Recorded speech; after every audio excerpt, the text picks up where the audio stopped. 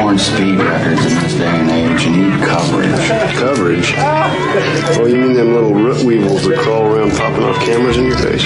Those root weevils write history.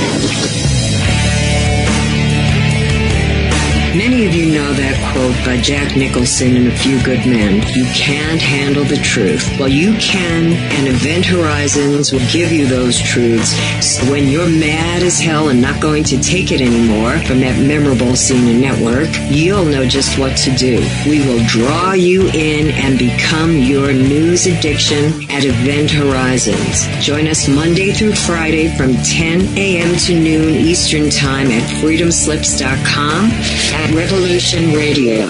Our world team members are Dennis Fetcho, John Ilias, David Dunger, Hyla Cass, MD, Melanie Bridgeton, Jim Mars, Paula Harris, John Trallo, Maria Payan, Christopher Husser, DODDS, Jonathan Orchard, and me, your anchor, Dr. Robin Falco. If you decide not to volunteer, it will not be held against you in any way. Sounds dangerous. It is. Very dangerous. Count me in. And that's right here at Revolution Radio, freedomslips.com, where information never sleeps. Enjoy your Extra big-ass fries. You didn't give me no fries. I got an empty box. Would you like another? Extra big-ass fries. I said I didn't get any. Thank you. Your account has been charged. Your balance is 0. Please What? come back when you can afford to make no, a purchase. No. I'm sorry you're having Come trouble. on. My kids are starving.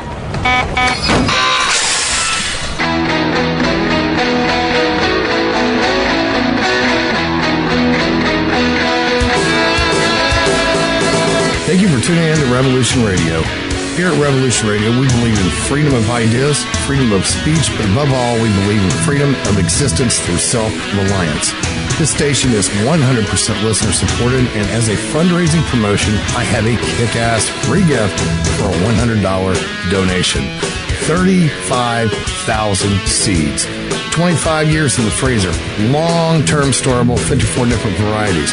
So if food prices go crazy, the shit hits the fan, or if you just want to save tons of money every year by creating your own food like I do, grab our seed pack special. Just look for the banner on the homepage at freedomslips.com. Don't be a statistic. Don't be part of the problem. Be part of the solution. We need, as humans, to start taking care of ourselves and not depending on the megacorps to provide unhealthy, nasty food. Included in this package is also a DVD with 900 survival and off-grid living documents and the offline home canning how to do everything website all on the DVD. So when you're growing all that food, you know how to can it, store it, preserve it, etc. with all these documents. So thank you for tuning in to Revolution Radio at freedomslips.com. I hope that you will pick up this package and start learning to be free. Revolution Radio, freedomslips.com, where information never sleeps and freedom is one seed that needs to be planted.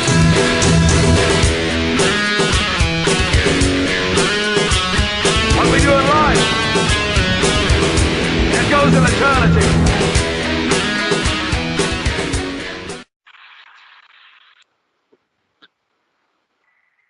Hello, hello, hello.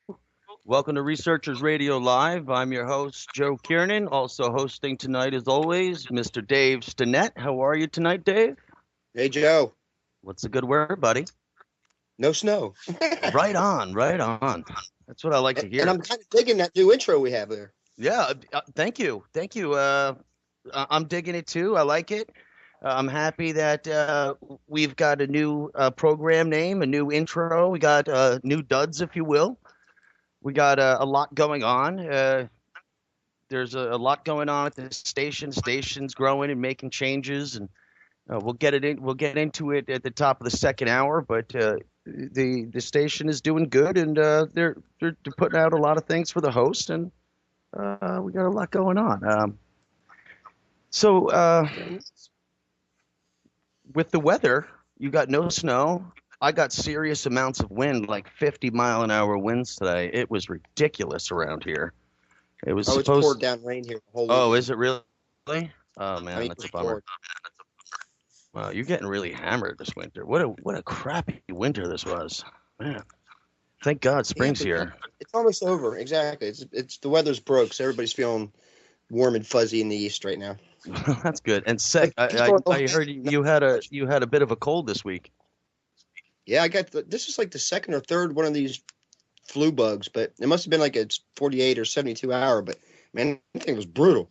Yeah, I've a few family members back in New York that were saying the same thing as you, that they caught a really bad bug, a bad flu, and it's like everyone's saying it's every time they get sick, it's like the worst one they've ever had. Every time it's just getting worse and worse. And yeah, you figure when you catch the first one of the season that you're pretty much good for, your antibodies are up for the whatever comes down the pike. But I've gotten waffled this year, and this one, I mean, it didn't really sit in your head. It went right immediately to your chest. I mean, it really hurt to cough. You're like, man, this is really hurtful. Whatever this is. Yeah. Usually, you got your little achy and your little painy, and that's fine. But I mean, this is like actual physical pain. And you're like, this is a nasty one.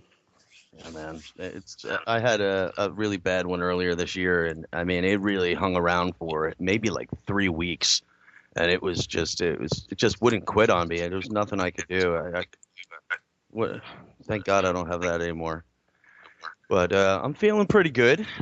We got a lot going on. We got earthquakes out west, landslides in the northwest. Oh, yeah. It turns out that the plane out on the other side of the globe is still missing. I really thought we were going to hear about this plane a day or two after the fact. But it's still MIA. Oh yeah, I mean, it's still the major topic of underground conversation right now. I think I'm getting a little bit of feedback. I don't know where it's coming from at the moment. But the funny thing is, there was a general on Fox last week, and McInerney, and he was like, "I've got it on good authority that the plane landed in Pakistan." And he goes, "I'm fairly confident it's there." But like everybody's like saying, "Oh yeah, they're still scouring the Indian Ocean." It's just like, well, he could have made it to land. He's like, "You gonna ditch in the water? You're gonna try to make it to land? What are we doing here?" So. I know every day I wake up and on the news it says, "This is what I hear every morning: breaking news, new information on the plane flight, and debris is possibly found." I've heard this maybe 8 straight days now, and it turns out it's BS every time. Keeping CNN in business. Howdy, Tim. I forgot to mention Tim C's. Tim C's here. Tim, how you doing, buddy? Tim. I'm doing well. How you guys doing? Doing all right. Doing okay. Yeah, what I was saying is the breaking news flashes is what's keeping some faltering news sources alive these days. Yeah. So, do you think we're going to find anything out about this plane? Do you really? Do either of you two think that this was just the pilot single-handedly was flying towards Antarctica at full speed and just plane went down? I'm with Dave. What David said. I don't know. I was one of the things I heard was that Israel is on like some kind of high alert, or at least their eyes are in the sky, and basically they've closed all their embassies. Yeah, they're worried that somebody's going to pack it full of nukes and just fly it right in. Well, as a matter of fact, guys, there's something breaking on it today. Evidently, something was taken off the Maersk Atlanta shipping liner and put onto that plane.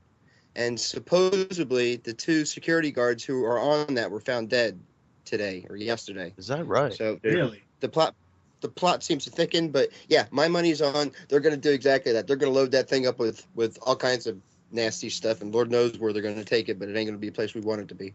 Yeah. Well, you see, when we talk about Israel, we know there's a lot of different religions for reasons, claiming territorial rights to the areas around Jerusalem and what have you. So what benefit would it be to nuke the heck out of it when it wouldn't be there for anybody? I mean, I don't think they care about that. They don't care about the building. You know how many times those buildings have been rebuilt? Yeah, that's true. I mean, seriously, they have no respect for the archaeological integrity of any of the buildings. None. That's true. All they care about is the actual square footage of that area. That's what they want. Because when that's like the big ha-ha and kind of biblical circles is Israel has no like real resources per se. It doesn't have a port. it's strategically in a really bad spot because even all through history, it's been basically the buffer zone between, major empires on each side of it. So it's like it has no tactical advantage. It's, and nobody seemed to really care about any part of it until the Jews wanted to go back. I remember reading Samuel Clemens, I guess. He had taken a trip over there, and he was like, "This is a godforsaken place. I don't know why anybody would even want to live here." Well, like, see, I was thinking if they nuked it, it wouldn't be there for anyone. But while you guys were talking, it did sit in with me there that I remember watching a lot of footage of post Nagasaki and Hiroshima, and everything was gone, but ultimately it really just cleared the land because. Obviously where the bomb dropped, there was an enormous hole, but ultimately just everything was disintegrated and they were able to rebuild. Yes. So, have you seen what Nagasaki and Hiroshima look like today? They're like cities out of like future space or something. Right. That's what I was thinking, that, it really just cleaned the land. It's a terrible way to describe it. And, but terraform with nukes. Yeah, it's but it's a dirty game. We're always given the radiation rag on the atomic bombs, but if that's only been 50 or 60 years ago that happened, and they've got a major city on it, I mean, it doesn't seem like a bright move. Yeah. Seems like, yeah, I mean, they were quick to rebuild. I mean, we sent a good amount of people over there right after the bomb, but I'm with you. And they're no strangers to nuclear leaks. I mean, they got one going on right now. Oh man! Well, it'd be interesting just to see what the kids like, with how the kids are that live in that area. See if any kind of malformities or something, whatever you would expect to be from an irradiated area. Well, I know still up until today. Unfortunately, in the area that's now being invaded in Ukraine, they were still having many problems, even second going into third generation after the Chernobyl meltdown. I think when was that, in the 80s? Yeah, that's going to be toast for a real long time. Yeah, I mean, this was a nuclear plant that was a full meltdown, and it left.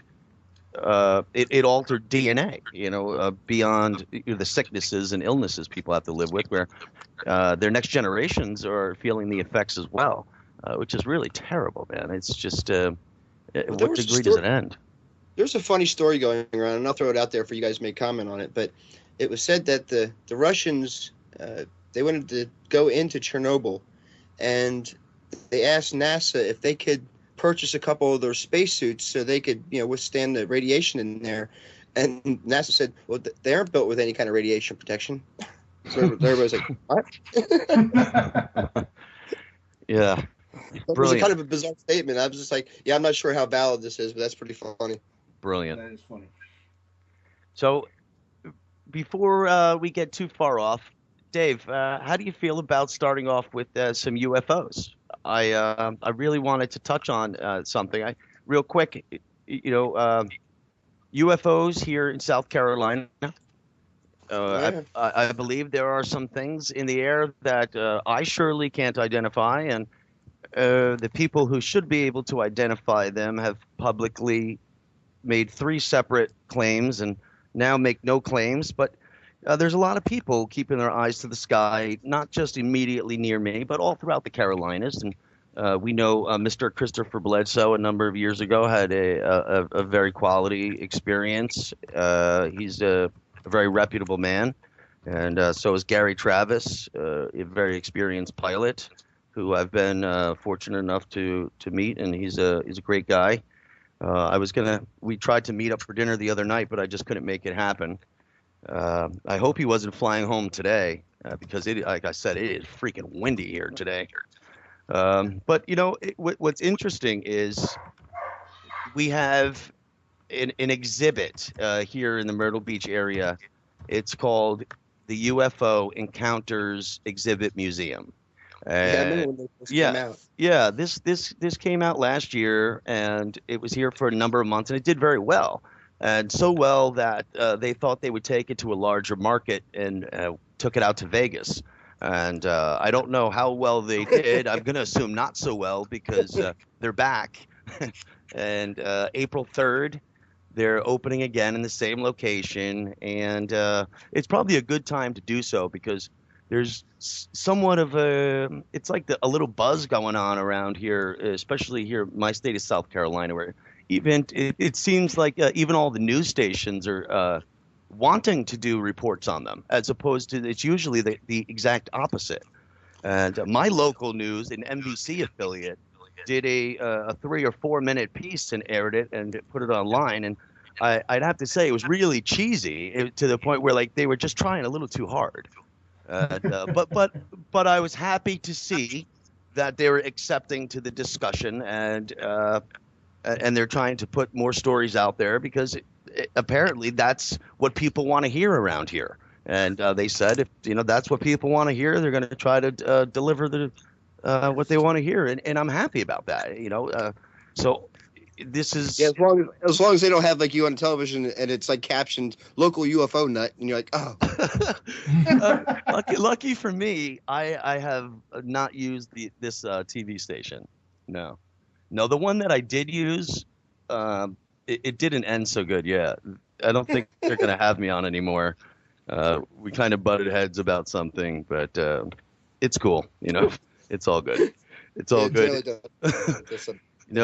Sometimes I have like an on or off switch. Usually I'm a really decent guy and I try to be as polite as I can, but I do have a point. And sometimes I just say enough's enough. And that's what we came to. And so no more television news for me locally. I have no problem speaking to anyone who wants to address it professionally with the correct intent of trying to get an answer, as opposed to just putting together a story that fits their purposes. And I don't have time for that, as you don't. Same with you, Dave. You don't have time for that. You're a busy guy. You got a lot going on, and you don't mind helping someone finding out some information or loaning some of your knowledge from experience, but it's another to just be part of a silly little game. I was gonna say soundbite. Soundbite education is like it's Swiss cheese. It's got so many holes in it, and we just don't get full comprehensive stories. We get little fluff pieces. Everybody goes, oh look, nah. Mm-hmm. Next, and it's the next little thing. Keep the shiny stuff in front of everybody. So what works out good for me is this local NBC affiliate. It's WM as in Mary, WMBF. They have Gary Travis, the pilot from North Carolina. They got him locked in pretty good. They've done a few pieces on him. It's like every time they mention UFOs, they're playing his clips, and rightfully so. I mean, the guy has he's got a great business owner, successful. He's a pilot for 37 plus years, and guys seen him a few times, same location as myself, similar stories, similar events, and the guy has his own HD video as well. What do you need me for at that point, right? Well, let me ask you this, Joe. Yeah. You mind if I butt in for a second? No. Stick your butt anywhere you want, man. Myrtle Beach. Is it a seasonal thing down there? Are the UFO sightings happening more in the nicer weather? Is that coincidental, or is it a slow news week, or what? Well, I've been looking at it for almost 2 years, trying to put it to a pattern of sorts. And I'm not really getting so much, every time I think I'm coming to some sort of a pattern, I have to throw it all away. But ultimately, there's times when it's happening very often, or sometimes 3, 4, 5 nights in a row. And when it gets to this point, after 3 nights, there's a big stir up going on. It's just very beneficial because that's just the more eyes looking for the next night. And because it always interested me, I always thought that there was some kind of connection between sightings and static electricity in the air, barometric pressures.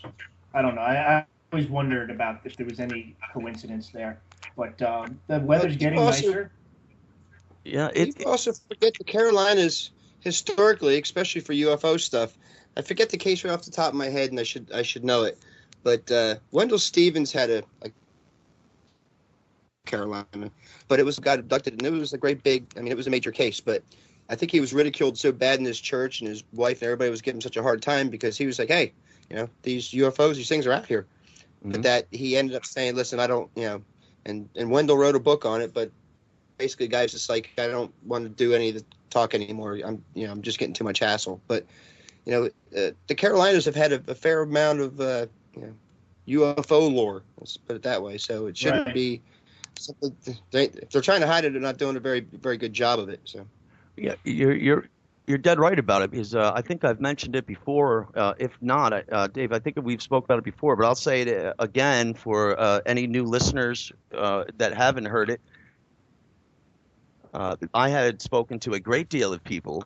There was a television program coming here to do some filming, and they had asked me to see if I could round up, some of the better witnesses, and we could do some sort of a town hall. So I had begun responding to a fair amount of people who were contacting me in hope with them and trying to get a really good story. A really good sense of their story and how sincere they were, as opposed to just someone who was just very excited, which is cool. I understand. You see something overwhelming, you get excited. But I had met a gentleman, and I'll save his name. I'll just say Brian. Brian had told me, Brian's an older man. He's almost 90 years old. So I took that into great consideration. However, his passion for it was very intense, because he said he's already gone through all the channels and these arguments for a great number of years. He said his family moved to the North Myrtle Beach area when there was just 24 homes here at the time, and this was in the late 1930s, and he was seeing these at that time with his family, these same orange lights, he claims, and it went on for decades. And then when it got into the 70s, Myrtle Beach had opened an Air Force base in Myrtle Beach, and he said it really did him no good talking about these lights then, because everything got chalked up to this military base. And he had a very fair argument. And he said, he said, this is a quote, he said, "Joe, they closed the base in the 1980s, and I still see these lights every month." And I said, "Hey, I see them too. I don't know what to tell you." And he said, "They were here before the military base. They're here since." And he said, "They never make any sound, not once." And he said, you know when there's planes coming, you see them, you hear them. And he said he's seen planes chase these lights, and I have too. A lot of people tell me what I see may be planes dropping some sort of lights, flares, anti-aircraft lights, and this is all fine and well, but there's times when, like, my wife and I see these lights lighting up very close to our house. Let's just say 500 yards to be safe, but it was much closer, and just 50 feet off the ground, and nothing in between us and the lights, and they're just sitting there glowing, and you hear roars of fighter jets. And I say roars because it's more than one. And this particular night, there was about 5 or 6 of these military jets that came screaming in as fast as you could possibly go, I'm certain, without breaking the sound barrier. And these planes couldn't have been more than just 1,000 or 2,000 feet off the ground, probably much lower, but when planes are flying this low, they appear to be much lower. It's just because they're going 700-800 miles an hour, very low to the ground. But they were so low and so loud that your whole body's literally vibrating. It's just, you could feel everything shaking. And all of these jets, let's say there was 5 of them to be safe, because I definitely counted 5. None of them had any lights on. No lights were on these jets. They had all their lights off, and they went straight towards these orange lights. And these orange lights took off towards the ocean. And about 1 minute later, they came back by me going inland, and the jets followed them. About another minute later, the lights came back and went back towards the ocean, and the jets followed them again. And this actually, coincidentally, this was the night I had a conversation with another local news station here, and they thought I had gone off the deep end. And they said, Joe, that everything was going fine until this phone call, right?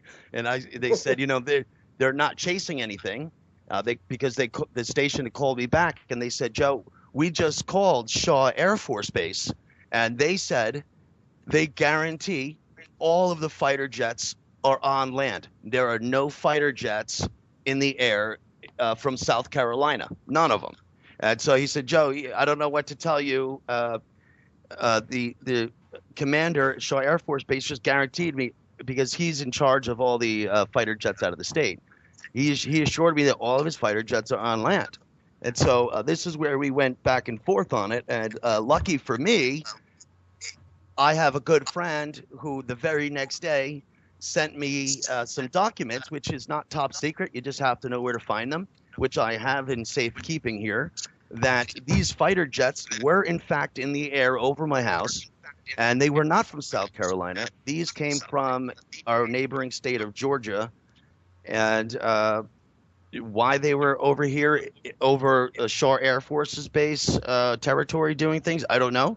But nonetheless, we had multiple jets that had permission to, this document says they had permission to fly with no lights on, and they sent this information to Myrtle Beach International Airport to make sure no aircraft was going to be in the area.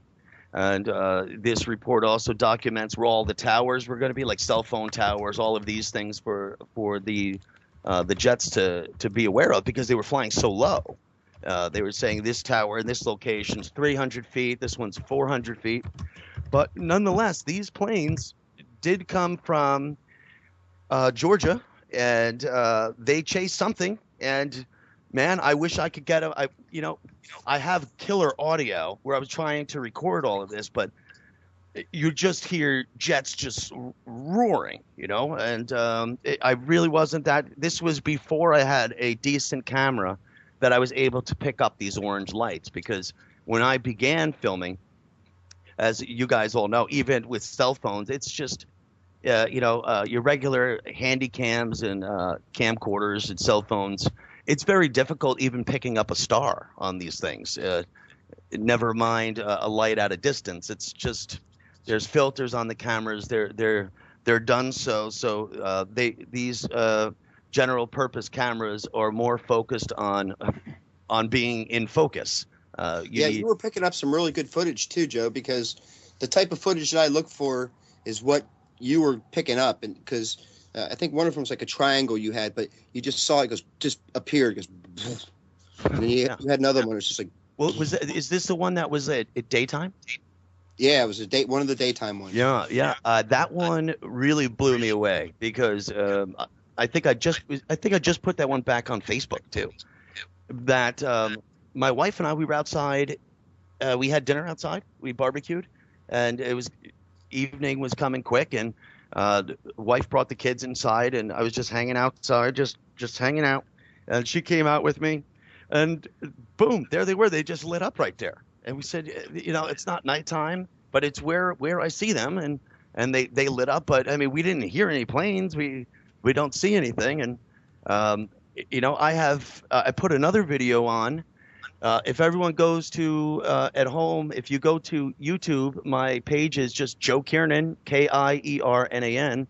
I just put a video on yesterday because MUFON, and I will call them straight out on this one.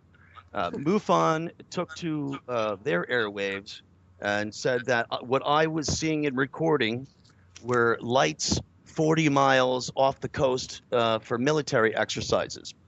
Now, my problem with that is I have a row of trees that are about 40 or 50 feet tall. And lucky for me, I'm pretty keen with basic third grade math. And I figured out that at 40 miles to see over these trees, I would be looking at planes dropping flares at an altitude of 62 miles. So unless we really have some awesome planes flying exercises at 60 miles, dropping flares for God only knows what reason at that altitude, that's incredible, because sometimes these orange lights are almost the size of a full moon.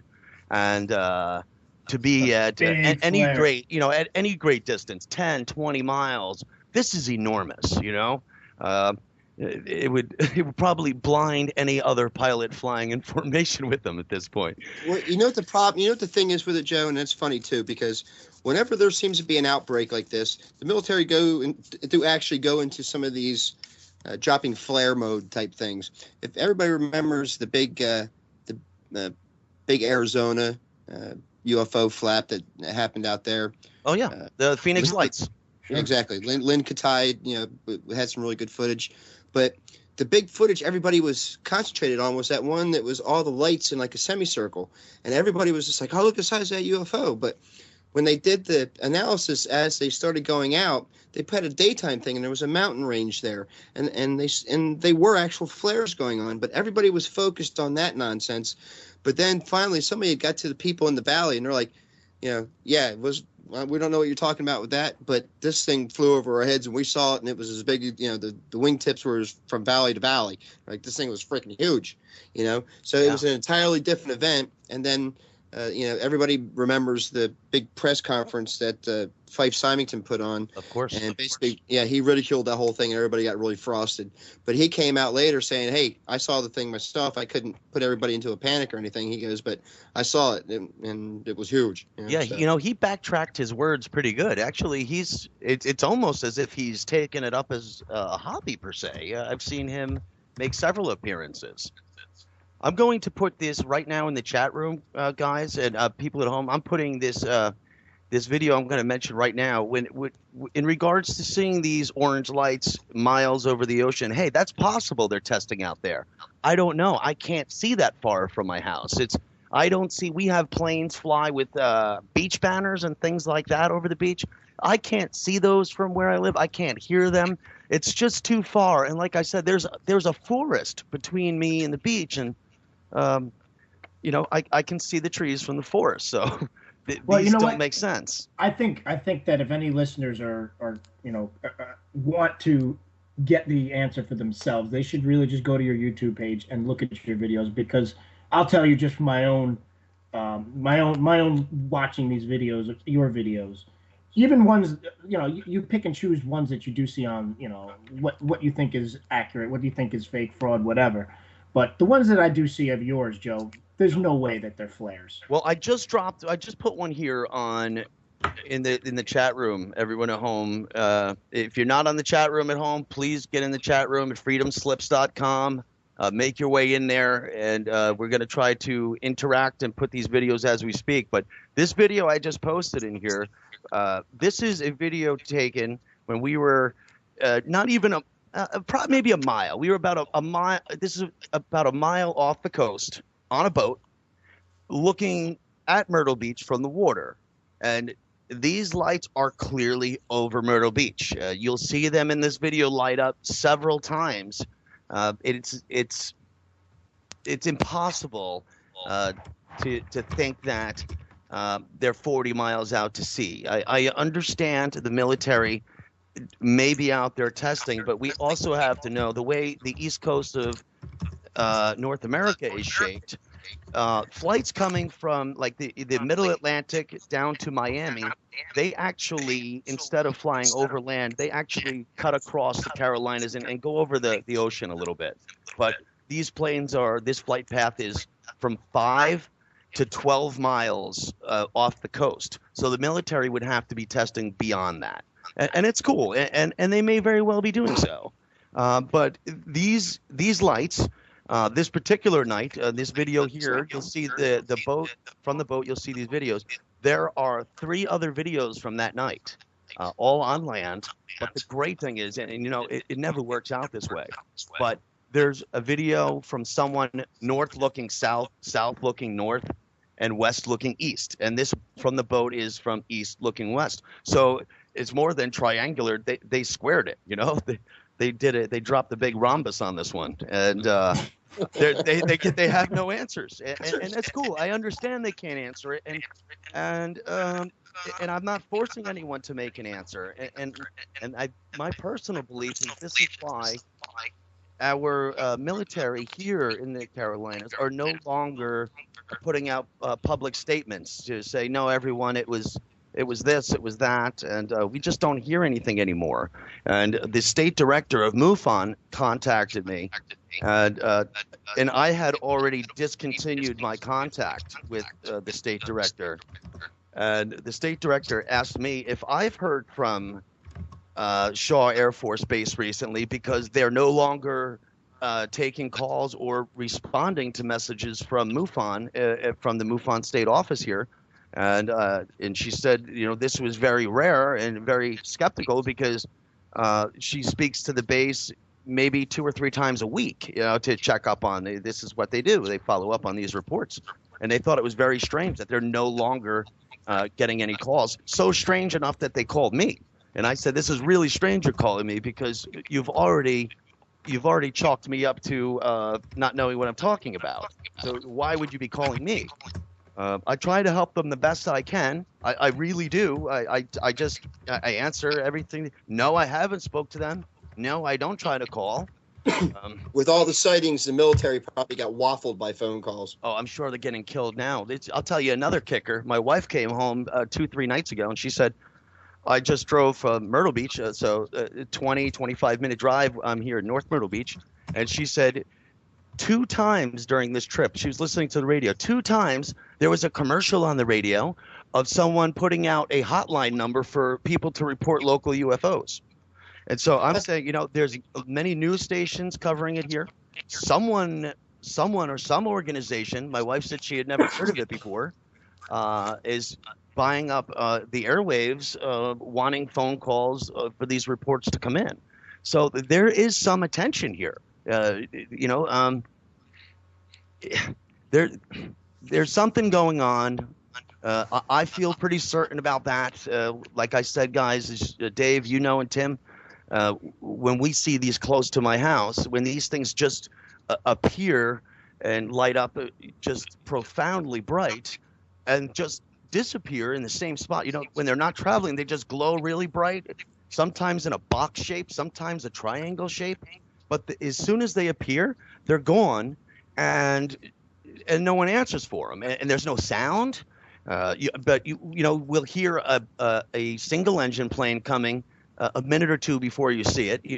Commercial airliners, their flight path is not over my house. However, from my house, if I look due west, I can see the air traffic going to and from Myrtle Beach International. But I believe where I live, I'm 25 miles the way the crow flies, the way the UFO flies to Myrtle Beach International. And I believe where I am, they're already at cruising altitude or close to it, because they're way up there. And it's every day they're on this same path. But where I look is not in that direction at all. That's like I would have my back to that. So there's something going on here, and I really think that a lot of people are focusing on it. I have a great list of city workers. I have one gentleman who works. I'm not gonna say he drives a bus, and at one point last summer he had pulled the bus over, and every single person on the bus got off the bus and was watching whatever lights they were looking at. Apparently they had no video, and I would say, hey buddy, I need more info on it, but he's a public worker, and the guy was telling me he's putting his neck out already saying all of this, but this is what he said. He said, Joe, but you have to understand, where I was only a few blocks from my house. I have a wife and I have children. What's going on? What was that? I said, hey buddy, I don't know. Same situation as me. I have no idea. This is why originally, when I was trying to contact the military and MUFON about this, I really was trying to say, hey, listen, guys, there's something happening over here, and I know you're looking for UFOs because I know you're posting these reports and you talk about them, but I think I have a good idea where you might find one. And they didn't care at all, and my goodness, things have changed. Emails are nonstop here. There's police officers, firemen. I have lawyers. I have ex-military. I have one friend who I golf with. I've met him just over since this all occurred. He is ex-military, but his job for 20 years in the military was identifying aircraft. This was his job. This was his purpose, was identifying aircraft, friendly or non. And whether he was out on missions or not, he had to train for this. So he was more or less an expert at identifying. And he would tell you straight out, he has never seen anything ever do anything even similar to what he describes of seeing. Now, he describes something similar to Gary Travis. The color that we all discussed is the same. It's a bright orange, sometimes yellowish, but it's a different light. It's a different light. It's not, and I'm not speaking about the color. It's when we speak of white light, you could identify fluorescent from incandescent, and this is just a little bit different. However, like Gary Travis, he says they light up 2 or 3 of them, but they kind of move around each other a little bit, like they're weaving in and out, like a little game, like a leapfrog.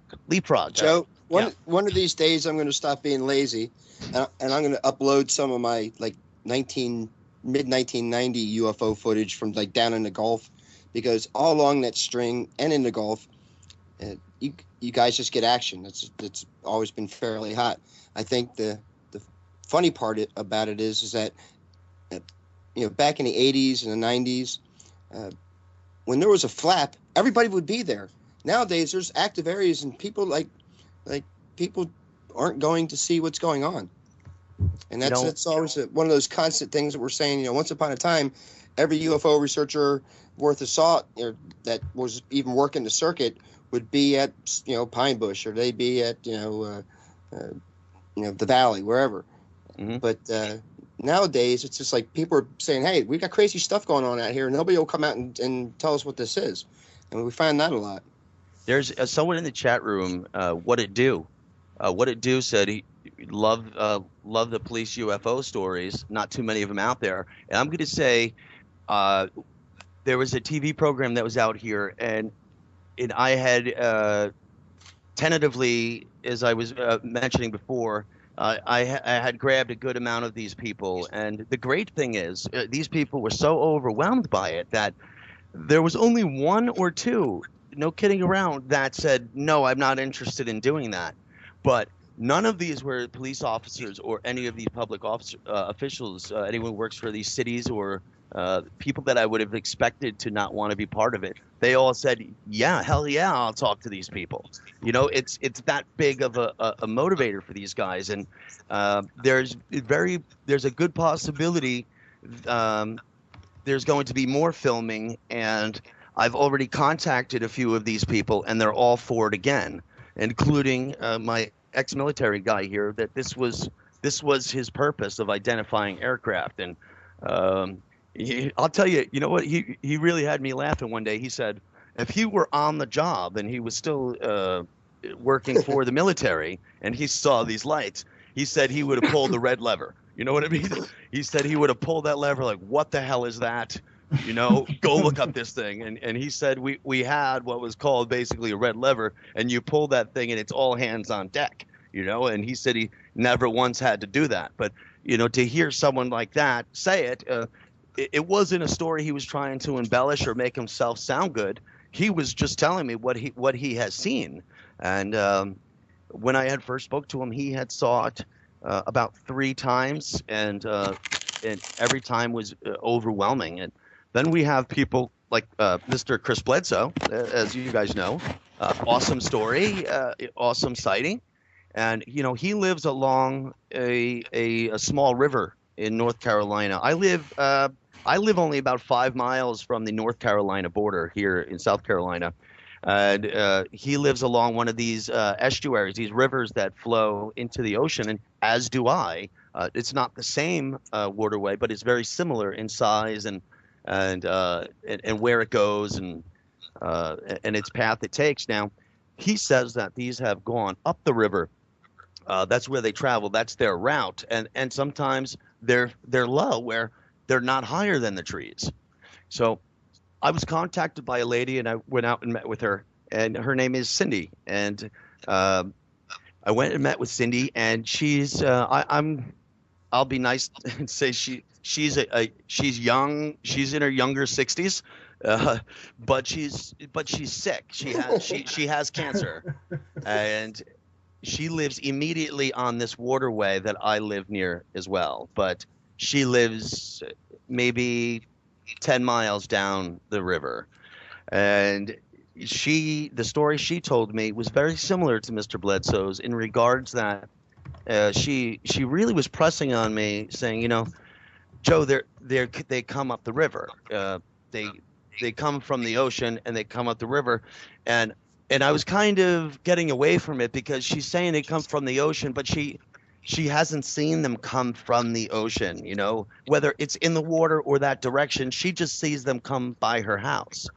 And then she brought me back to it and said, Joe, what you don't understand is that when these orange things come up the river, they're never higher than the trees.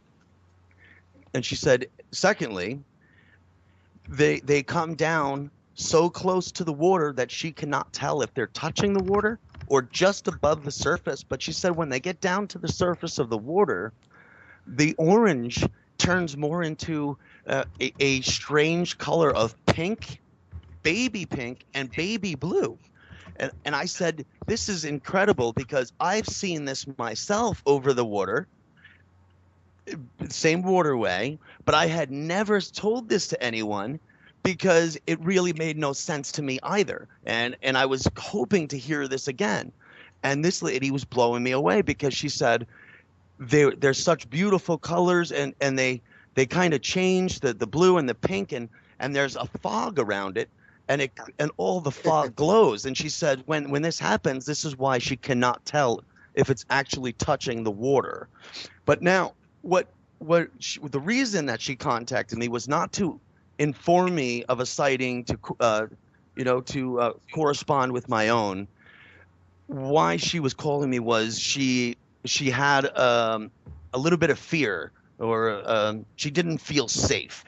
It's not so much fear. She began to question what was going on, and she wasn't quite comfortable.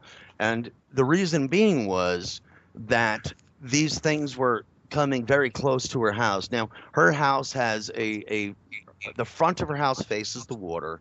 Her house is probably 20 to 30 feet from the shore, but she has a front porch and steps that go down to about a 20-foot pier that goes out for a little boat ramp there. And she says that these orange lights are about the size of a compact car. And when they go down to the water, they come very close to her house. And it's as if they play games with her and hide behind trees. And when she reached me, she had now escalated to the point that when it happens, she runs inside and she has to lock her door and shut her blinds. And she really wanted to get this to me, and she's doing very well, I'd like to say, but this was a very questionable time because she was quite sick with cancer and she wasn't too sure where it was going to go. However, she felt this needed to be said, and I did a very nice interview with her, and a nice video interview. God forbid anything happens to her, with her health in the future, and I really do wish her the best. She's a sweet person. If anything happens, she has a good story to be told, and I hope I don't have to show that for her. I hope she finds the courage herself. I'm encouraging her too, but there's people like that too, as you guys know. But this is someone who has had a very close experience more than one time that's doing the same thing over and over. And she's telling me that they travel up and down this waterway, which I can see myself. And now when I see them go along this waterway, the same waterway as her, I don't see the lights going towards the ocean, so they're going away. I don't know if I just don't see them when they're going the other way or not. There's a very long history of UFOs and water. I mean, UFOs kind of go with water.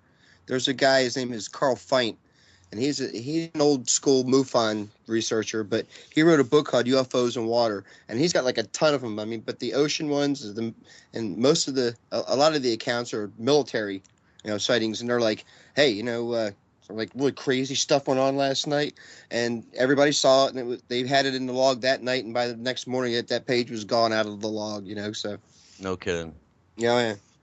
Wow, that's too bad. Well, it's funny because near my house up in the mountains, during one of my conferences, I was listening I overheard a couple, and he was a trucker, and he was saying he was going, into Western Pennsylvania over this route where my house is at, basically, and he's saying that him and his wife saw these two balls hanging, red balls with the smoky stuff, but they're hovering over top of the reservoir there.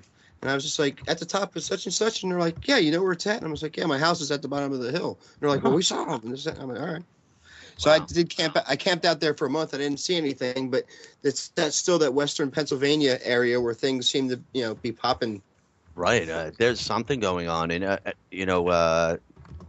with Allison Cruz, as we all know here, I spoke to her several times in regards to the lights, trying to see if there's any similarities with geography and things of this nature, if there's any similarities on an earthly level, if you will, that we could try, as I was saying earlier, trying to put patterns on things and, trying to get some answers. And she has a lot of mines, older mines. A lot of mining had been done in her area, and no mining really has been done here, though.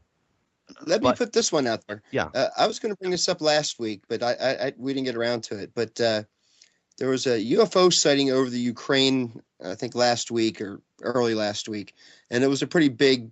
Romania, right? Yeah.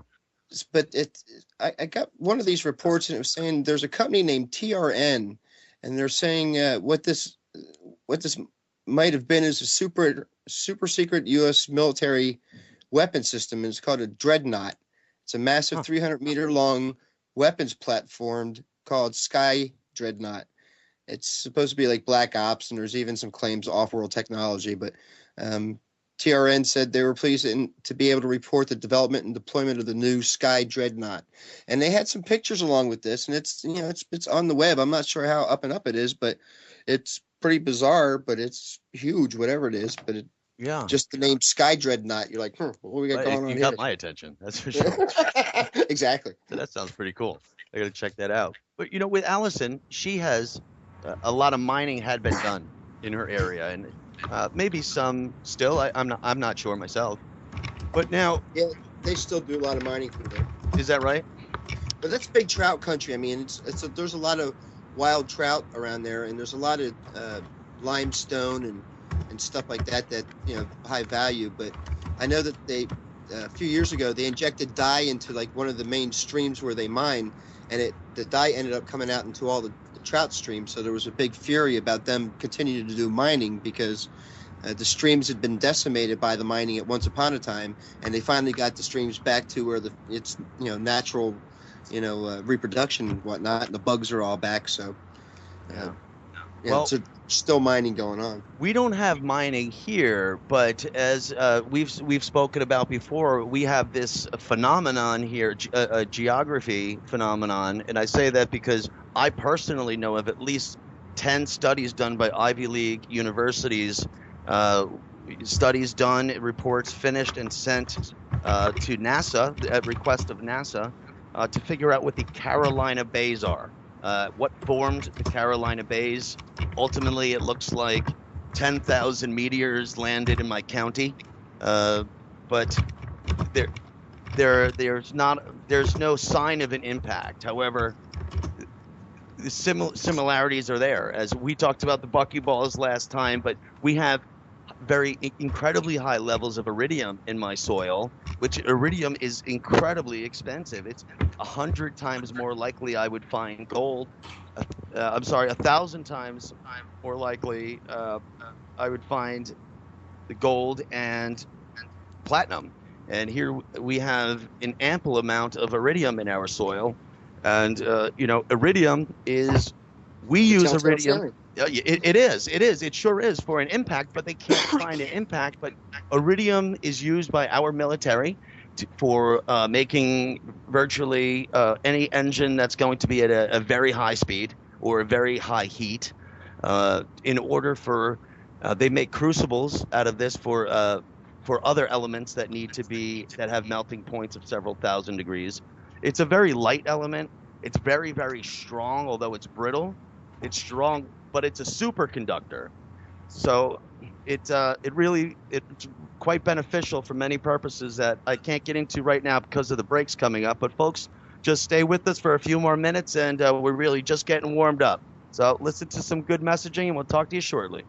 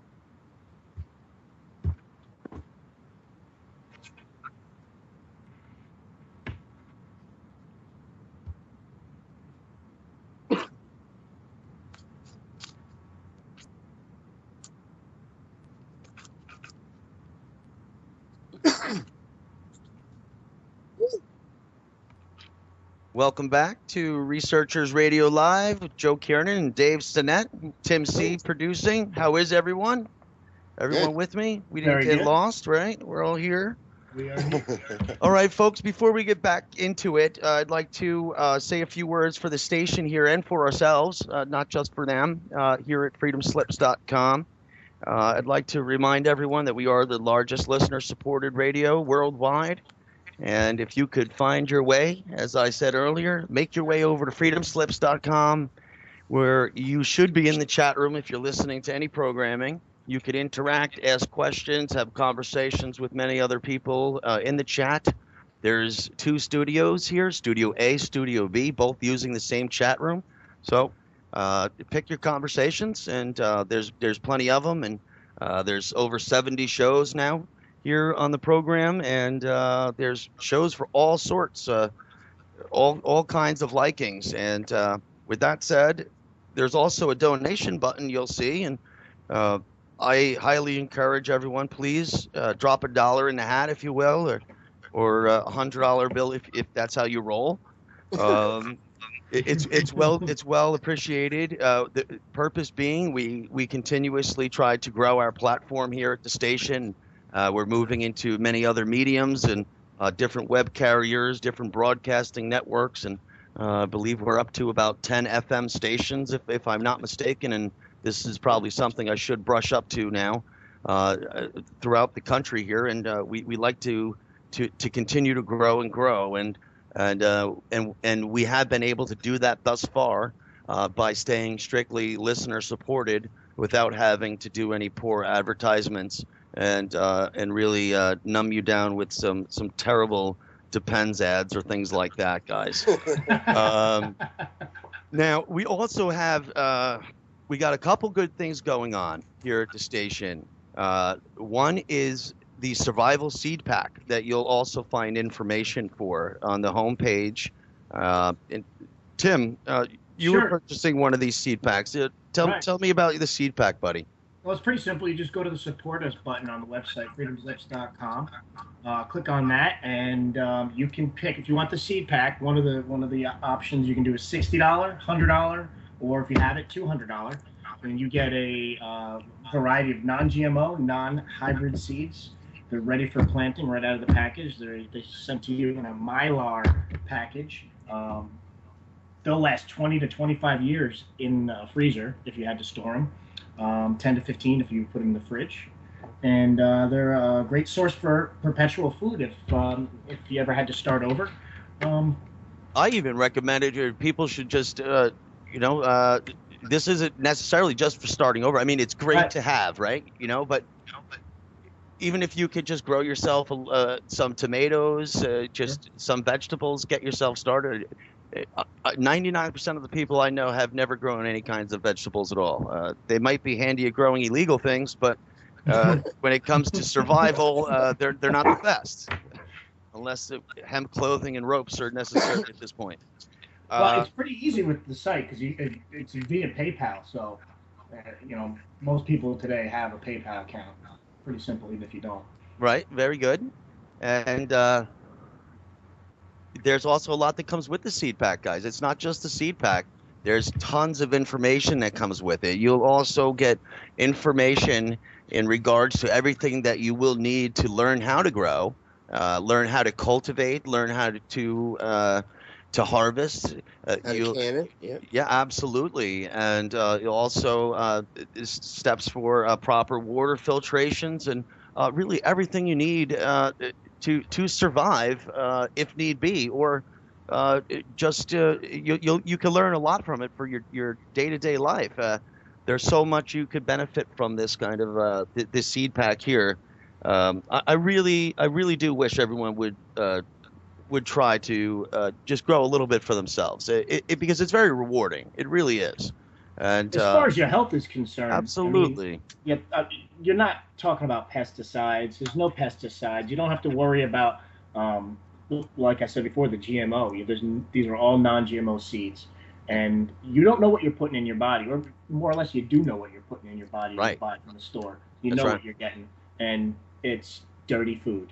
That's right. And everyone, in case you didn't know, all of these. Everything you'll get with these seeds, these are all your kinds of vegetables, and they're all replenishing plants. But what I mean is you'll get more seeds when you grow. So it's not like you're going to use your seeds and then you don't have them anymore. When you harvest, you'll have ample seeds, tenfold to do it next time, or if you need be. And all of this does come in a bug out bag, if you will. So you can keep it all contained, and it's very important to be prepared. You never know when something's going to happen. It doesn't necessarily have to be an apocalyptic scenario. Could be an earthquake or a mudslide. Right. As you guys know, in the Northeast, you could lose power for a few weeks and not know when it's going to happen, and not just from a storm. You don't know what could happen. We could have a giant solar flare, and it could knock out, God forbid, everyone's cell phone, and there might as well be an apocalypse at that point. Can you imagine that? Oh my goodness! I mean, I can't even imagine having to hear my kids talk about not having internet. never mind myself having to deal with it. Now imagine like 200 million of them all at once, well, having a meltdown because they don't have internet and no more cell phone. I can't tell you how many people I know these days that I ask a simple question. I mean, I own a construction company, so I'll say to someone, "Hey, do you know how to do this?" No, but I'll watch a YouTube video and I got it. Like what? No. I mean, I might hear this every week. You know, like oh yeah, instead of taking my car to the mechanic, I watched YouTube and I went and did it. It didn't work out so good, but it's like wow. You were changing your transmission? That's when you take in, buddy. You take that into the shop. You know? Maybe changing a tire, but you know, it's good to have the internet for these things. But to rely on if things hit the fan, it's not really the way to go. It's you really need it in hand, and this bag will provide that for you. And as Tim mentioned, if you want to throw them in the refrigerator, you'll last up to 15 years for these seeds. 25 years if you got them in the freezer. But I encourage everyone to get them and use them. There's a gentleman who's been on the program before, someone I haven't met in person, but a great guy here in South Carolina. He's from Myrtle Beach. As a matter of fact, this gentleman filmed these orange lights as well when he was living here in Myrtle Beach. But this gentleman's got a different story because he saw the lights several times. Whether it had a direct correlation to it, he can't say. But around the same time, it hit him to be a survivalist per se, or more of live off his own land. And he couldn't do that living in a condo in Myrtle Beach. He had a condo, and he had a balcony, and he started growing plants like we were just discussing. And he wanted to take it to the next level. So he's moved into the mountains where South Carolina goes over into Tennessee, in the Appalachian Mountains, basically in the foothills of it. He's got himself a little place. I mean, he built a tiny little place that's meant for basically making his own electricity, growing his own food. And I mean, he's been doing really good. I'm really proud of this guy, and I wish there was a lot more. Everyone at home, his name is Aaron Thatcher, and that is his name on YouTube as well. And he puts videos on almost daily on his progress and his cultivations, and he really gets into it more telling you, you know, what you should be growing, or you should try this, grow this because it grows quick. And he tells you what all its purposes are. He tell you how to harvest it, what they're used for, medicinal purposes, all of these. So he's really taken it to another level. And if this is something you're interested in, he's an excellent guy to go to on YouTube because it seems that he's really picked up a passion for it. And I'm definitely very appreciative of his work. I pay attention to it, and I wish I had that dedication. However, I'm grateful to see that we're growing these people where we're so used to hearing the farmers disappearing. It's nice that people are understanding its true values, that not everything's going to come from the grocery section at Walmart. He had this impact and started doing this around the same time as seeing these lights that we were discussing, guys. But you know, he doesn't know. He doesn't really know what inspired him to do this. To be honest with you, it's just something he picked up doing, and God bless him, man. He's doing pretty good at it. I think here in the United States, Joe, and probably especially here in the United States, there's a big disconnect between, you know, like really living and like existing, you know, or just kind of doing the everyday grind type stuff. So I mean, that takes a lot of chutzpah to pick it up and try to make it work, because it can be done, but you know, I left out a big part. You're right. It takes a lot of chutzpah, right? Because this gentleman, this was at the point he was also starting a family. He just had his first child, so he's raising his child in this way too. I mean, I'm not trying to say everyone he completely removed himself from the grid. He is posting YouTube videos every day, you know. But however, he understood that there was a lot more he can do, and he also understood if he got himself a small piece of land somewhere that was affordable, where the soils and conditions were right.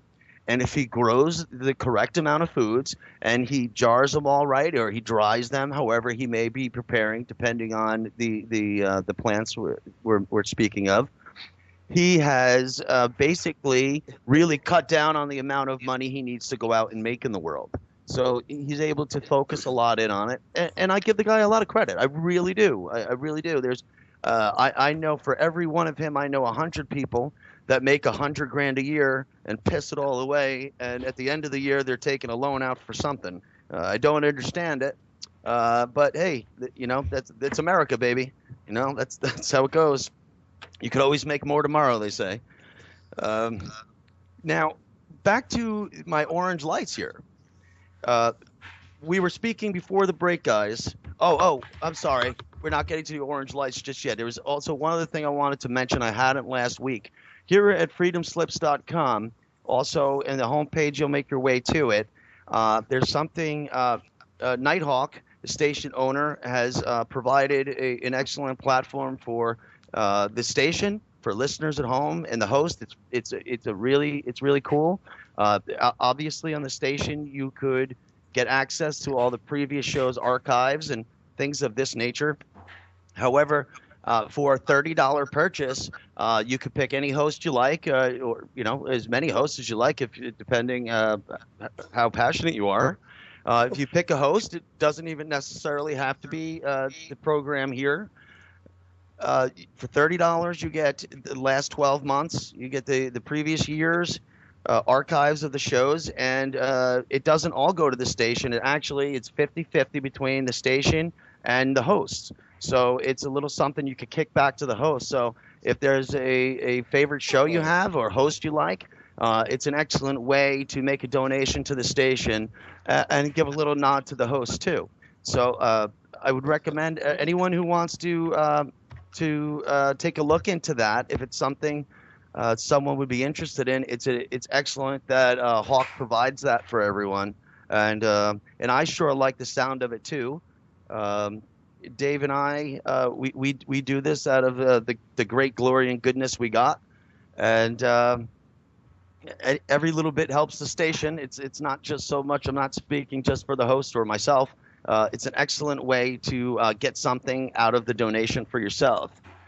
So with back to the orange lights now, I was speaking about the correlations with Allison Cruz in Pennsylvania. Allison Cruz on YouTube, if you're not familiar, folks at home, excellent person, quality action. Dave can corroborate this as well.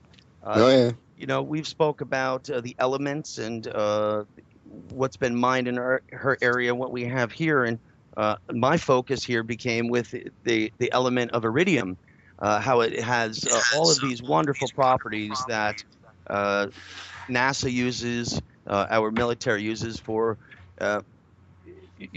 progressing our aircraft, making lighter, stronger engines, and anything for going really ultra high speed. Iridium's in there. Iridium would be used in race cars for their spark plugs. They're a superconductor. They make iridium cables and wires. However, they are very, very expensive. But in a quick comparison, if you had 100 feet of copper wire and 100 feet of iridium wire, and I were to hook up 100 volts to each one of them, at the other end of the copper wire, you would have some loss. Let's say, for argument's sake, you'd be at 85 watts. You would lose 15 watts over 100 feet. With an iridium wire over 100 feet, you would have 115 watts. So it actually gains wattage along the way, thus making it a superconductor that it will produce above and beyond what it's expected. And it usually has, especially here with iridium, it has the durability and the elemental properties that it will perform under great stress and high heat. Like I mentioned earlier, iridium has an incredibly high melting point, and if you were to if you had the need of melting elements at 3,000 degrees Fahrenheit, you're going to need a crucible, most likely made of iridium. How do you melt the iridium for a crucible? I don't know. I don't know what you melt the iridium in to do that, but nonetheless. How do they even mine it for crying? Because the iridium layer is the layer where they can tell from an asteroid impact, but how thick is that layer that they can actually get any kind of quantity? This is a very good question, because here in my county, I'll speak on my county. I don't know outside the county. Here, under these Carolina bays, there is some sort of what looks like this iridium layer, and the iridium is found in this. However, it's where even on the surface, there's it's the sand. It's not really beach sand like a tan or a brown. These Carolina bays that appear, they're crater-like. They have a lighter color sand, and you want to focus on the area where the sand is just pretty much pure white, and if it could be right there on the surface. And you can actually see that from Google Earth from the area. Yeah, absolutely. Yeah, you can go to Google Earth, folks, and go to North Myrtle Beach or just Myrtle Beach and just zoom in. You'll see an amazing amount of craters that don't make any sense. It doesn't fit.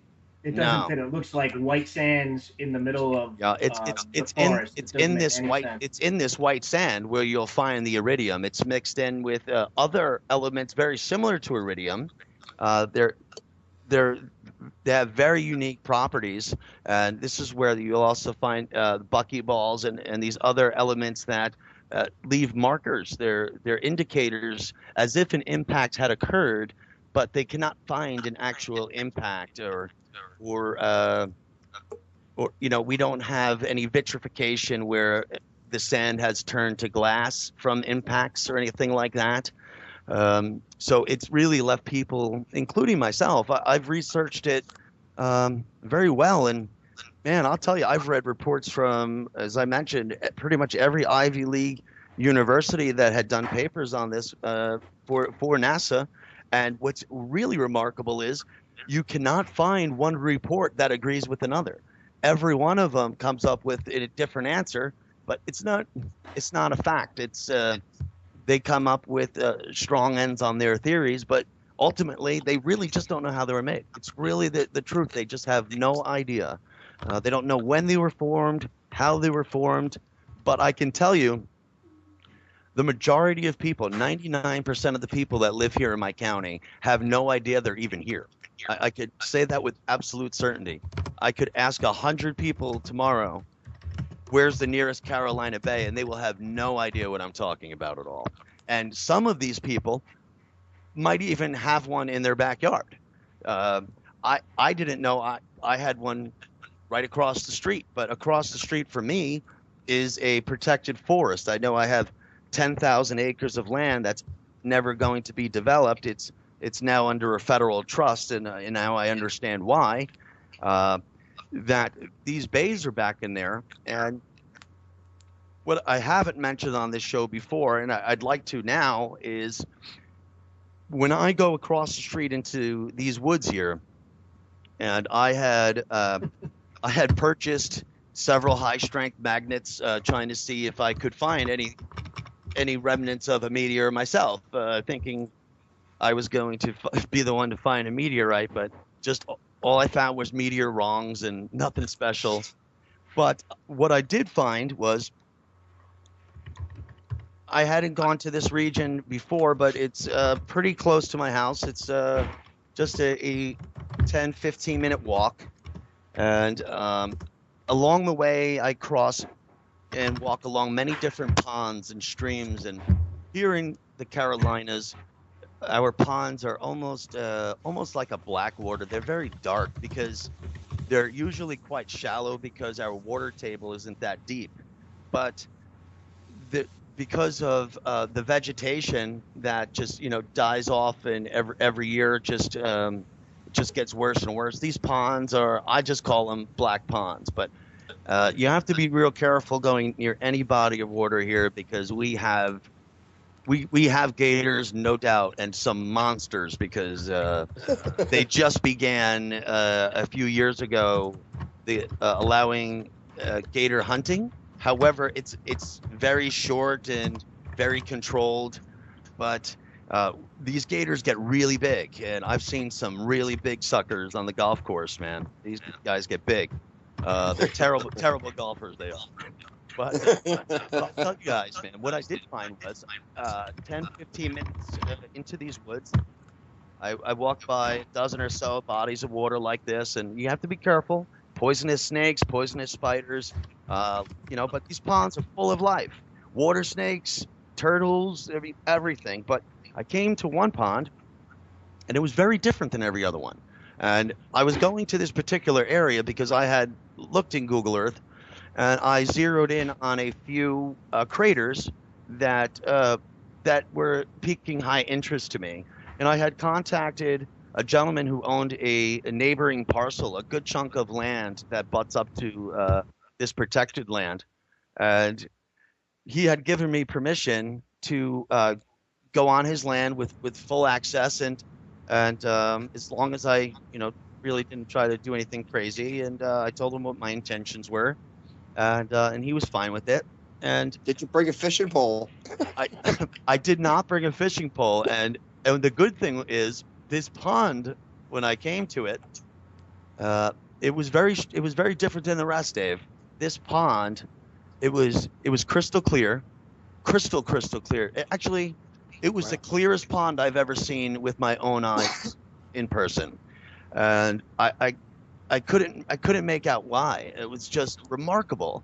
And then I realized it was so quiet, it was so still that there was no birds chirping, there was no gators, no fish, no turtles, no frogs. The pond was completely lifeless, but crystal clear. That's real bizarre in that area of the and world. It was so clear that I was unable to tell the actual depth of the pond.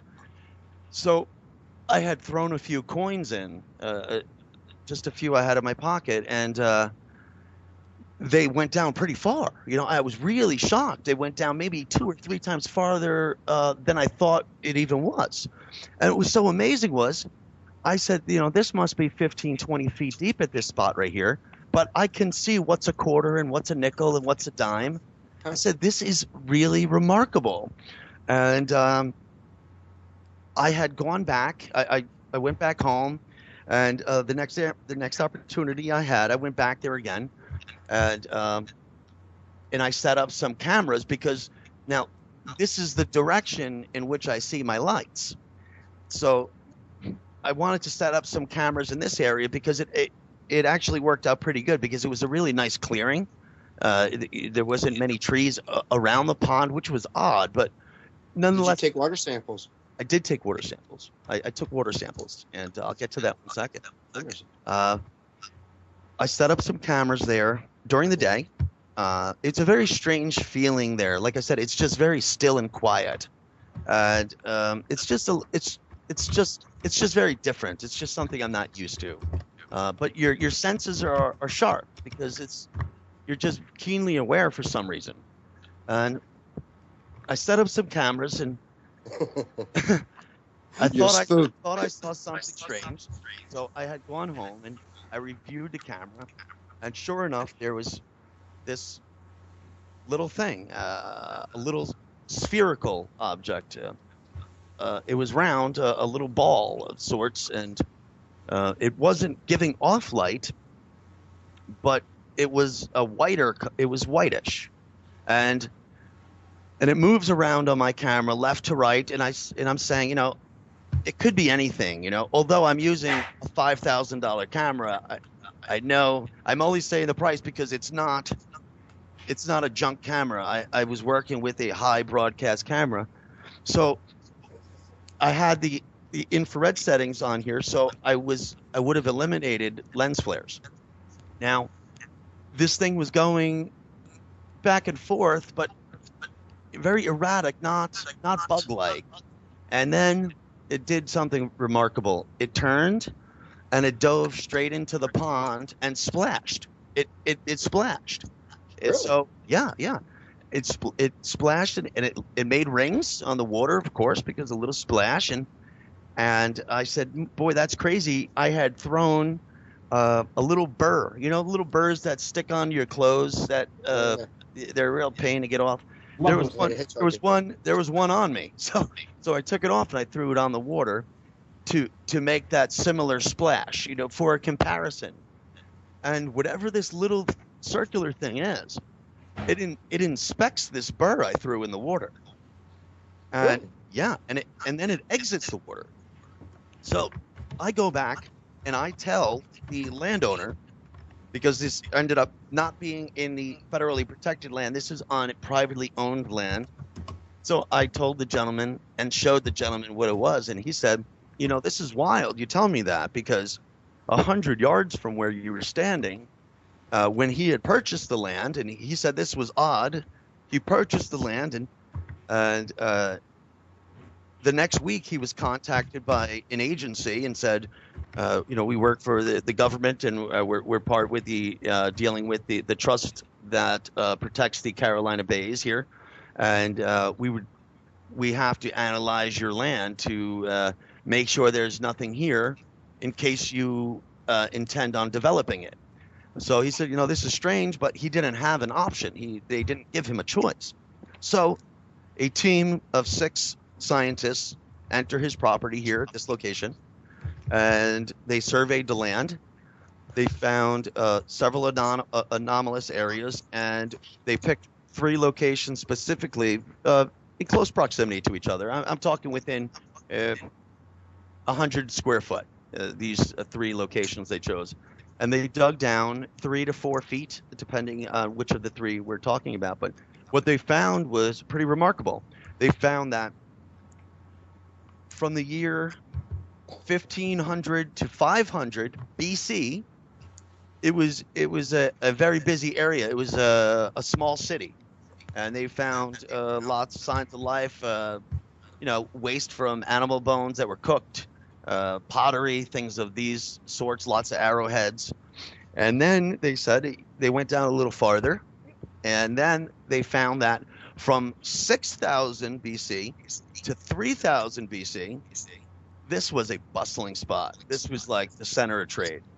This was remarkable to me because I said, science, I might not believe with it, but science tells us in history class that the Great Pyramids, the Egypt pyramids were built around this time, 3000 BC. So I'm saying for 3,000 years leading up to the pyramid, you're telling me that not only people were living here, but like this was the center of trade. Like this was a happening area, and they found a lot of arrowheads, like in production, as if it was made for trade, or maybe these people were making them, and this is what they did here. But nonetheless, tons of evidence that show that this was happening here. Then they went down a little farther, and they found evidence of people still being there doing the same thing, going back to 10,000 BC. And this is about where they ended it. And I said, they found all of this stuff. Like, you got to be kidding me. Can I see some of it? And he said, oh, they took everything. And I said, what?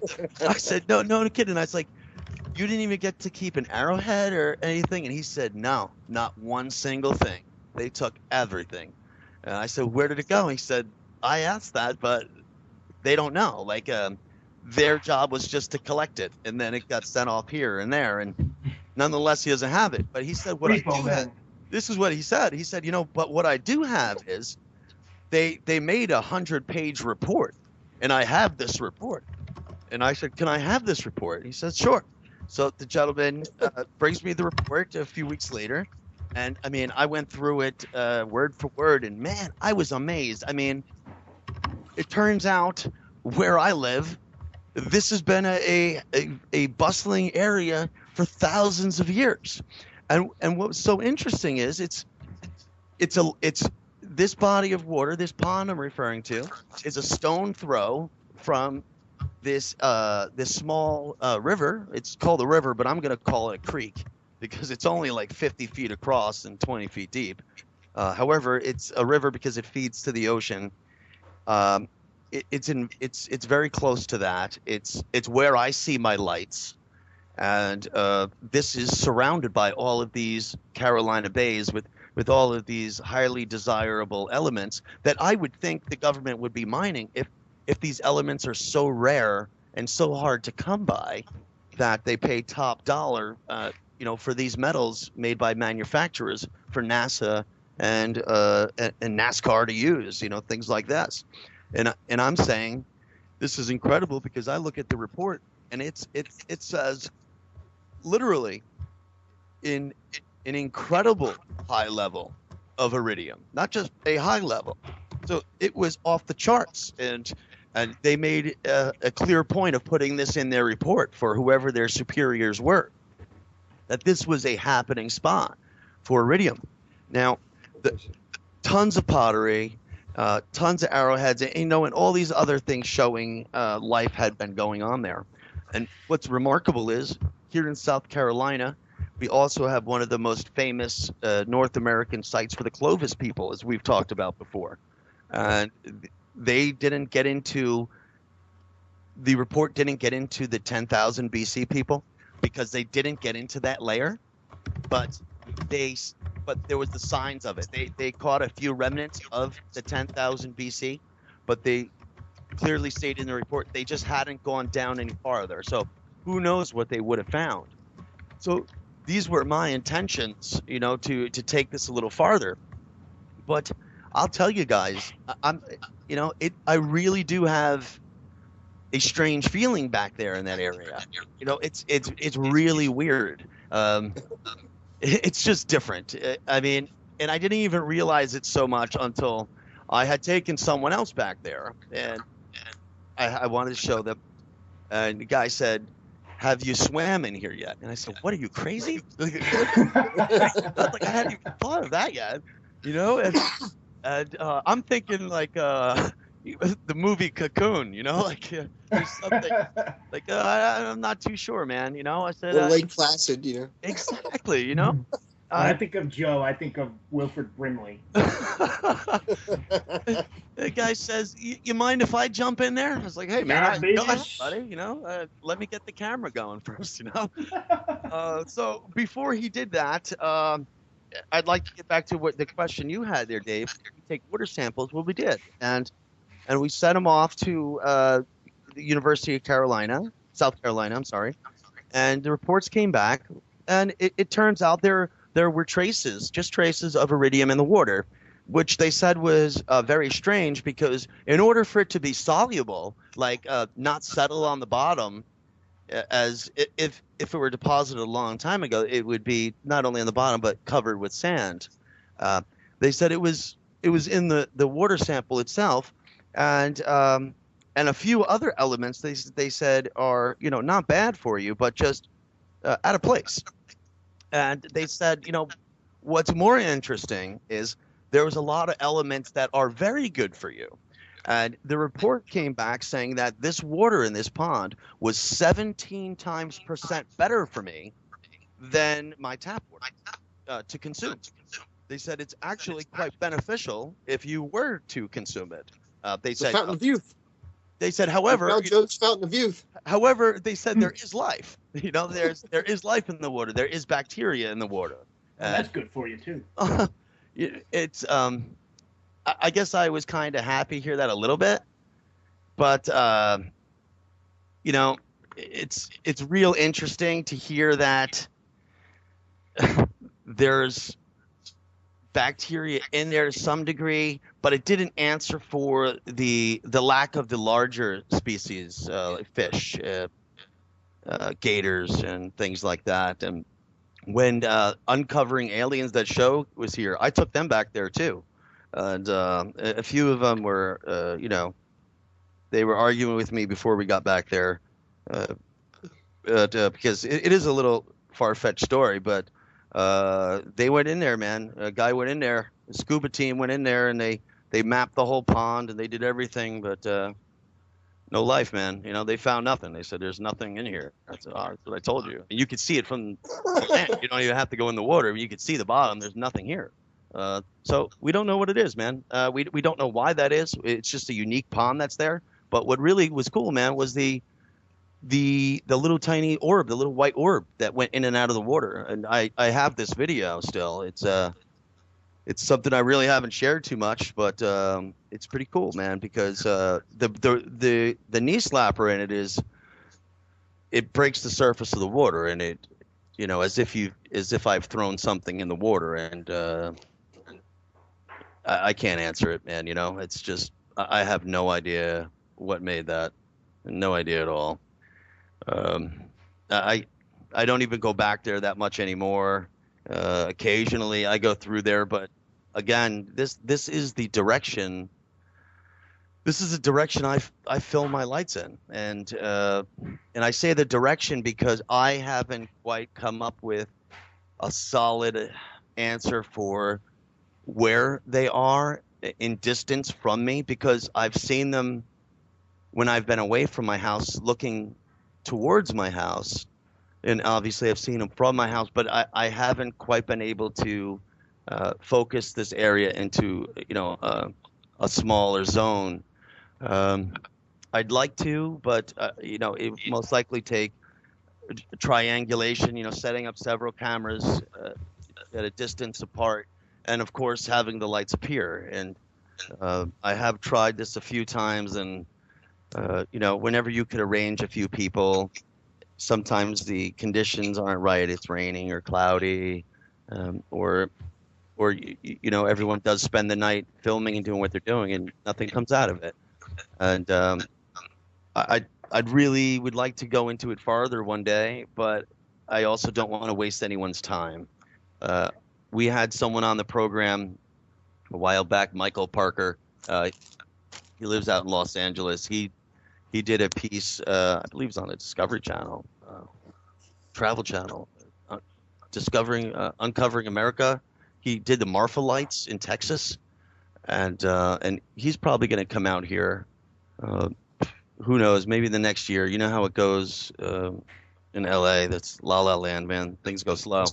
But his intentions are to come out here and look into it a little bit, because he's not only interested so much with the lights, but he's heard a lot of people discussing the lights associated with Carolina bays, but even more so these booms that are heard around the Carolinas. And I don't even talk about them that much, because I don't know what to say about them. Is sometimes there's these booms that sound like a bomb went off at a distance.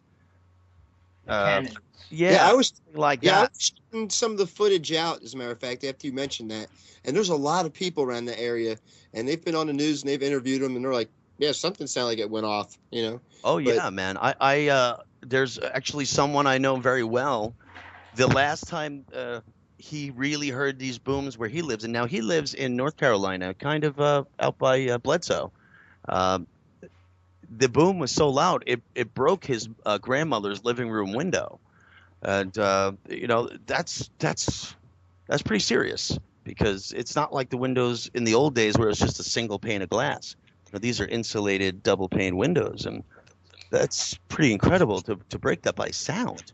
I've heard some accounts where they're saying that it comes from underground, not so much out from, maybe so much out from sea, but also from underground. This was something Michael Parker had mentioned too. More or less asked me if that could be, and I told him, it's one of those things that you really can't pick. To me, I can't pick a direction because it's really everywhere. But it's almost like an earthquake in the sense that when it happens, you see it on Facebook or on the news. Say, we had, one of those booms today. They're also in North Carolina. They're commonly known as the Oak Island Guns. That's like what they've been called for years now. There's reports of these going back over 100 years in that area, because where I live, it wasn't really settled. This town, North Myrtle Beach area here, really just started appearing in the 30s. And when these things happen, the Oak Island Guns, as they call them, there's people that point out towards the ocean. There's people that say it's coming from below. But there's also a good amount of people that say when they hear these booms, they also see orange lights that night. Now, I haven't been one of these people myself, but, it really raises a question, what are these booms? And they've been reported in the area a solid 100 years. I mean, not just little reports. I mean, they've really tried to figure out what these things are, but I mean, they really don't know.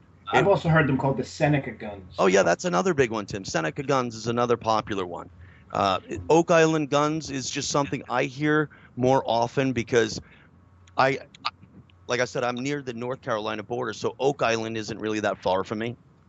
Oak Island's in North Carolina, down near me, and it got the name Oak Island Guns because this is where Blackbeard's pirate ship sunk. It ran aground.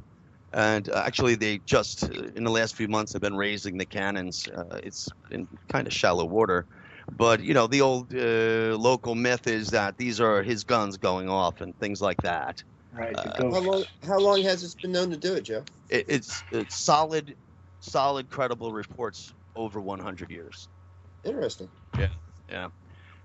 But Seneca Guns is another big one, Tim. Actually, if I'm not mistaken, there's similar booms elsewhere in the country that also call them Seneca Guns. I'm not. And I had heard that too, and the truth is, every time I've heard that, I've never read any further.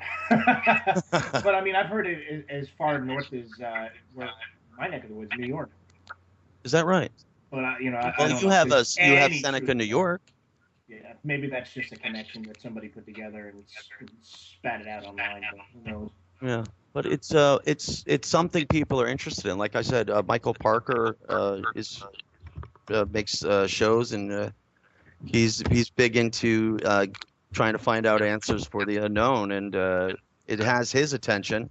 The only thing that worries me is, Tim, as you know, since I was a wee lad, one of the first big things I studied when I was younger was Edgar Cayce, the sleeping prophet out of Virginia Beach. That I know, Tim, you've been there.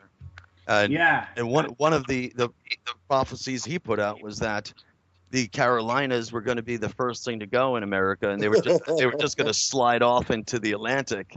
And I knew this when I was young, and like an idiot, I moved here as an adult, right on the coast. But the Gulf is great. I can assure you guys, the Gulf is fantastic. It's funny because we've actually talked about this on the show before, but Casey, that was the whole reason he moved to Virginia Beach, because apparently that's going to be untouched within whatever amount of years. But of course, he's gone now, so who knows? Yeah, Lincoln, Nebraska was the new western shoreline, as I remember. Lincoln, Nebraska. Where is that? No. Buy your land now. It's far from me, man. Wow. Now, I hadn't considered that, but I heard similar things like that when they discuss California dropping off. I've heard that, but I hope there's no truth to Casey's on this matter. But however, I've been a big fan of his, rooting for a lot of stuff for a number of years. It's just. They've got quite a library down there in Virginia Beach. You would probably spend a couple of years there. I've never made it there myself. So I never made it there. But it's interesting, though, Tim, because even though he stated this, and did this region where he built this library, which originally was a hospital, if I'm not mistaken, he intended it to be a healing hospital. Mm-hmm. But now this also falls into the region he described of sliding off into the Atlantic, if I'm not mistaken, or darn close to it, because he did refer to the Carolinas, the lowlands, is pretty much the Carolinas. Once you come down from the Appalachian Mountains, mm-hmm. it's really like my county. We're average just 6 feet above sea level here, which is dangerous in my opinion.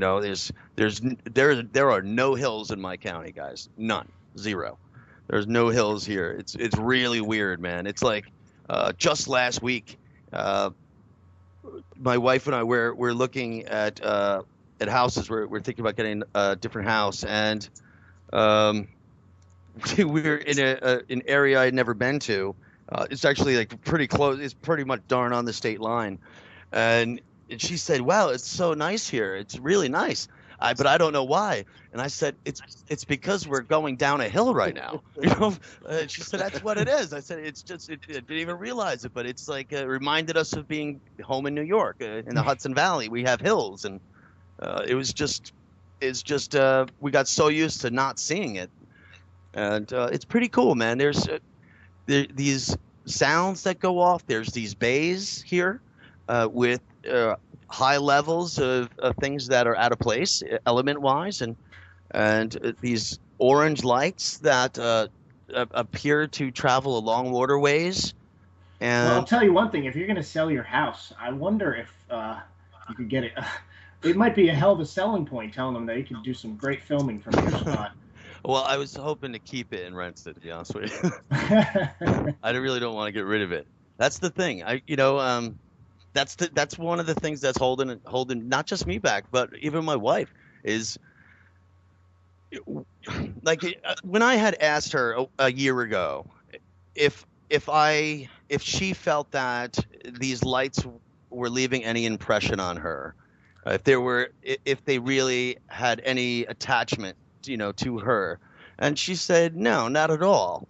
They're remarkable, they're incredible. I can't explain them. However, no attachment. And I said, what if you moved? What if we moved back to New York? Would you be cool with that? And she said, no, that wouldn't be good. And she said, I would miss them. I would want to return. And I said, you see, there's got to be something there. It's just, why is it? If you sure that doesn't have anything to do with the fact that New York sucks right now? Tim, I could assure you, you can't even pay me to move back to New York. There's not a chance this guy will live in New York ever again. No way. Not and there a is chance. there is something when you see these things for the first time and you get a little bug and the bug bites you and you kind of get a little interest in it. So I can understand. Yeah, but on the flip side is, if I say I see lights out here, she doesn't run out there to see them. She sees them; they're impressive to her. But when it happens all the time, it's not a big deal. Yeah. I guess.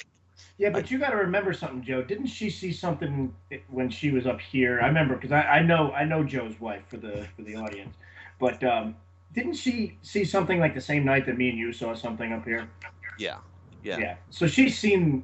It's not like it was the first time she had seen this phenomenon. No, it's not. And she finds it all very interesting, and she finds the conversations related to it very interesting.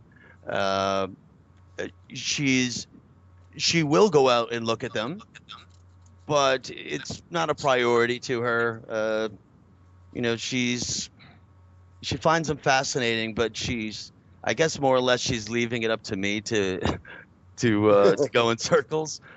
She loves hearing about them. To be honest with you, she might even notice them a little more often than I do. Where as opposed to if I were to say, "Hey, come out here. I see lights out here." It's probably more often that she says that to me than I say it to her. And as a matter of fact, the first time we saw those lights, it was her that pointed them out to me. Interesting. Here, at my house. We've seen them here in the area while we were driving, and it was, what the hell was that? But there was trees on each side of us, so they went by like overhead, but I didn't see where they had gone or what it had manifested into or where it had gone. But it was when they were right outside my house. I know there's nothing over there, and I know where the airport is, and I know if it were a commercial airliner or even a single-engine plane this close, there's no way to hide that sound. They're not far. They're not far at all, and they're always fairly low. I've never filmed these orange lights looking up in the air. It's always I keep my head like. What I'm saying is, if I were to stare at them for 2 hours, my neck wouldn't hurt. I'm not looking up by any means. Just maybe 15 to 30 degrees off the horizon, depending where they are in the sky, if there's trees blocking them. Because sometimes there's trees blocking them. We watched one night them light up, and this is the night that really drove me to go back towards that pond. Was we saw them. The lights, specifically one, was glowing so bright, but it was probably the largest one I had seen. And this one clearly was the size of a car, and it was glowing really bright, and it started moving towards where that pond would be. But there's a row of Carolina pine trees, like about 50 feet tall, and I was very, very, very upset that I didn't think that it was going to clear the trees. This was early on when we started seeing them, and I was filming, and I was not able to pick up this light, although it was only 200 yards away from us, and it was very bright. And I have the audio because there's no video of it. I mean, you could see trees and stuff in it. And, you know, you hear her asking me, do you think it's going to clear the trees? And I'm saying, I don't know. I really wanted to clear those trees right now. And, I didn't want to go from just an amazing sighting to having to deal with the situation on the ground. And it cleared the trees. And it went over to it barely cleared these trees, and it went to where I would say is this clear pond, and it stopped right there. And I could tell you guys, I don't know, but in a bright orange light came from the ground and went up to this thing, and then this thing took off, not straight up, but let's say, you know, on a 45-degree angle, like up and away from us. Very, very fast, you know, very, very fast. So it went from a standstill to just straight out boogieing, and then that's when I said I need to go get a really good camera, because this thing's a piece of crap if I can't pick up that light, and that's pretty much where we still are. I mean, I have no answers on these things, and. At least it wasn't. Yeah, I'm going to sell the house. No. However, there's a few people I'm sure that would feel that way. There's some people who don't want it mentioned because they feel it'll drive down the property, value. Like if you tell people there's shit flying around, you know. So. Well, that's ships. Yeah. I understand. There are a good amount of people here, a fair amount, that when they see them, they're not so enthralled. Some people do get a little bit scared, and maybe that's just how they handle things. Everyone takes things a little bit different. When you're interviewing people, when you're out doing field work, that you have to soft pedal everything that you're doing. So, I mean, some of them will let you on their property, and some of them don't want you anywhere near their property, you know. And yeah. You'll get some of those cases where the action is right in the middle of their property and you can't get to it. So, you got to kind of respect what they're dealing with. And I can't believe the show's over because I have a list of stuff that we were supposed to talk about, and we're still on topic number 1.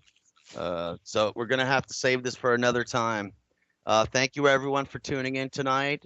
From Dave and Tim and myself, thank you for tuning in to Researchers Radio Live on freedomslips.com. And we hope to see you here next Sunday, 10 p.m. Eastern, every week. Thank you, and have a good night.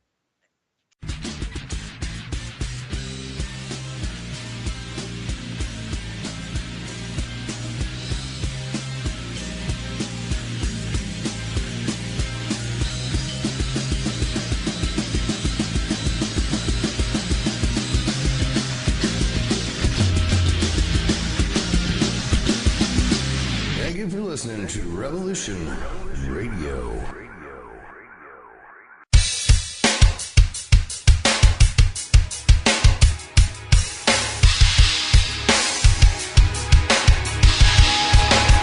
Enter into a world unseen on Raven Star's Witching Hour. You will encounter eclectic topics from the realm of spirit brought into our matrix of truth.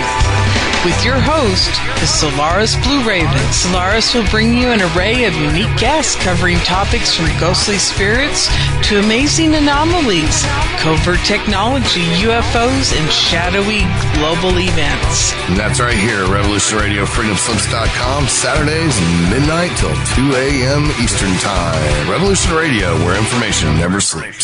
Let the magic rise.